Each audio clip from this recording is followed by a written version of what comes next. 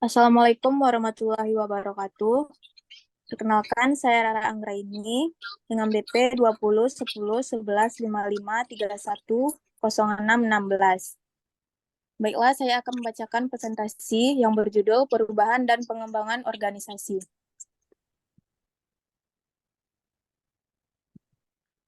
Faktor perubahan. Lingkungan yang bersifat dinamis, kompleks, dan terkadang tidak terdapat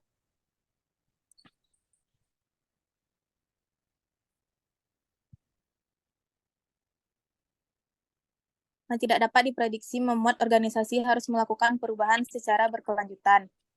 Faktor-faktor yang menyebabkan perubahan berasal dari dalam maupun dari luar organisasi. Faktor internal, tujuan strategi dan kebijakan organisasi, kegiatan, dan teknologi yang digunakan. Faktor eksternal, politik, pendidikan, ekonomi, sosial, kebudayaan, dan teknologi. Menangani perubahan organisasi. Menilai kebutuhan terhadap perubahan. Mengenali masalah yang timbul dan sumber penyebab masalah tersebut. Menentukan perubahan yang harus dilakukan.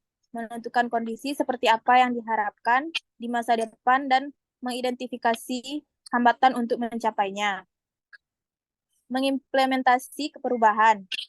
Melakukan perubahan baik secara bottom up atau instruktif maupun top down atau partisipatif. Mengevaluasi perubahan. Apakah perubahan sesuai harapan? Bagaimana jika dibandingkan dengan perubahan yang menjadi acuan?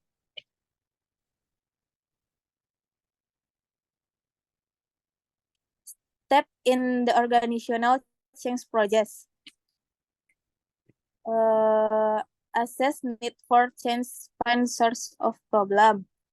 Kemudian, desist on the change, identify obstacles. Implement change top down or dan bottom up. Kemudian, evaluasi change, yaitu it is successful benchmark to others.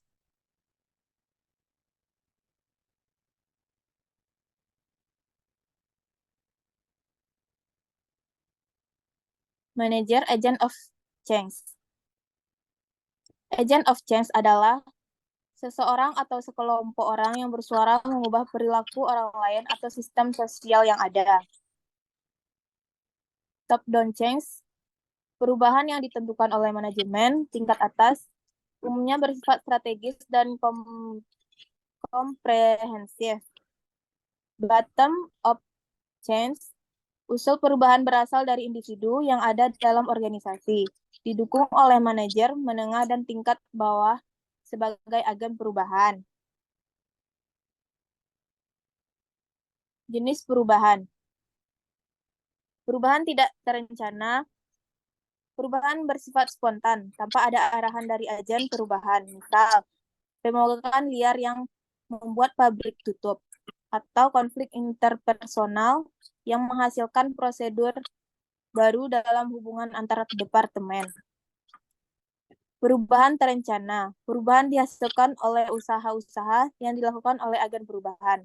Perubahan ini merupakan respon dari adanya perbedaan antara apa yang diharapkan dan kondisi aktual.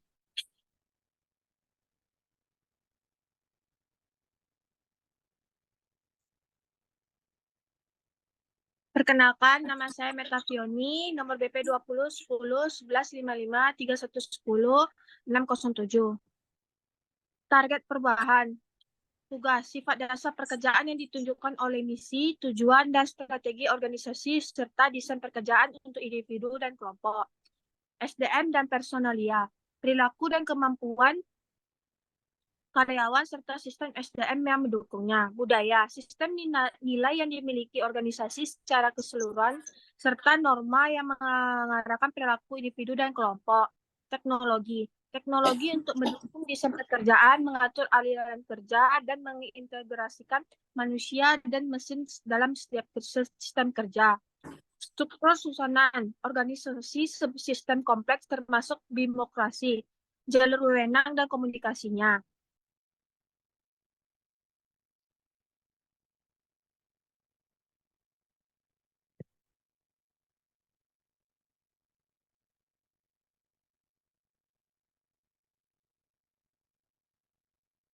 Tahapan perubahan.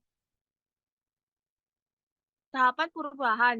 Dan phrasing. Orang merasakan adanya kebutuhan untuk berubah dan mempersiapkan diri perubahan tersebut. Hal ini didapatkan dengan membangun hubungan yang baik dengan orang-orang yang terlibat dalam perubahan. Membantu orang menyadari bahwa perilaku lama tidak efektif.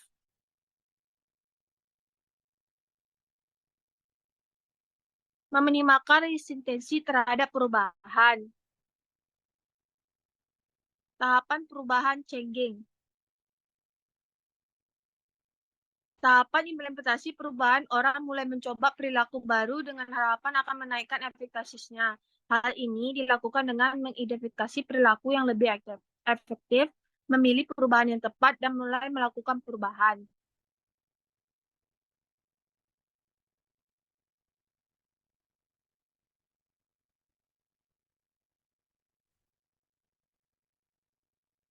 Tahapan perubahan refreshing, tahapan di mana orang memandang bahwa perilaku baru telah dicobanya selama proses changing menjadi bagian orang tersebut.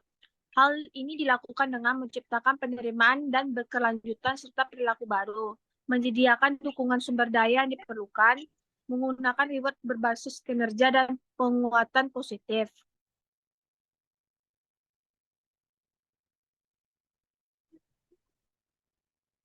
Strategi perubahan, force constant strategi. Perubahan dilakukan melalui wewenang formal dan atau penggunaan reward punishment.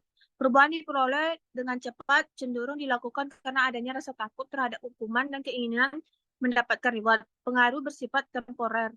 Sesuai yang digunakan dengan tahap unphasing, yaitu meninggalkan pola lama dan mendorong terbentuknya pola baru. Baiklah, perkenalkan nama saya Angela dengan BP 211011155310055. Di sini ada strategi perubahan. Yang pertama ada Shared Power Strategy.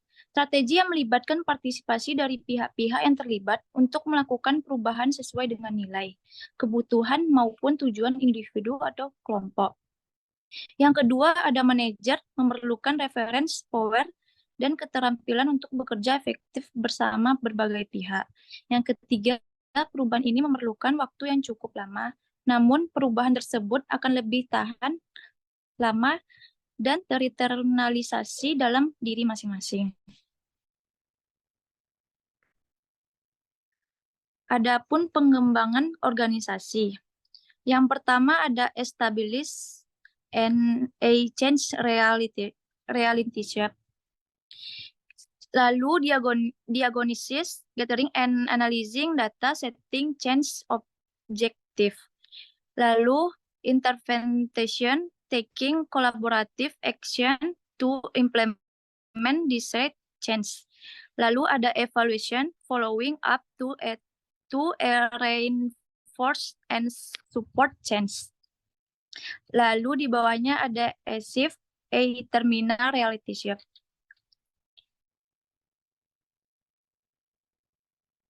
OD memiliki outcome goals atau berfokus pada pencapaian tujuan yang lebih baik, maupun proses goals berfokus pada peningkatan cara orang-orang bekerja sama untuk mencapai tujuannya.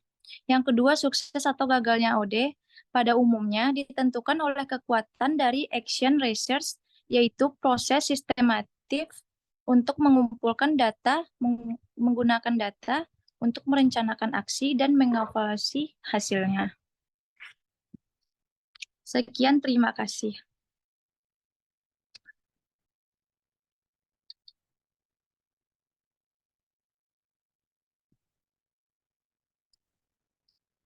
Baiklah, itulah hasil dari presentasi dari kelompok kami. Disudahi.